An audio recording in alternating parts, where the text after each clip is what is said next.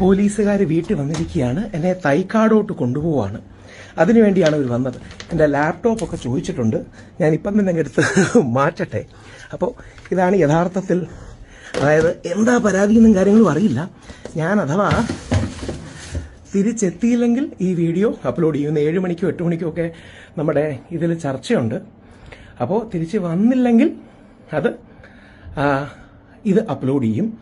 ഇതെന്തറിയോ, ചുമ്മാ പേടിപ്പിക്കാൻ നോക്കുകയാണ്. നമുക്ക് എന്തായാലും കാണാം. അപ്പോൾ എന്നെ അറസ്റ്റ് ചെയ്യുമോ എനിക്ക് സംശയമുണ്ട്. നമുക്ക് എന്തായാലും കാണാം. സുഹൃത്തുക്കളെ, കണ്ടില്ലേ നമ്മുടെ നാട്ടിലെ സ്ത്രീകൾ കാണിക്കുന്ന ഫെമിനാസിത്തരം അല്ലെങ്കിൽ ഫെമിനിസത്തരം, അതിനെതിരെ തന്നെയാണ് രാഹുൽ ഈശ്വർ ഈ സംസാരിച്ചത് അല്ലെങ്കിൽ ശബ്ദമുയർത്തിയത്.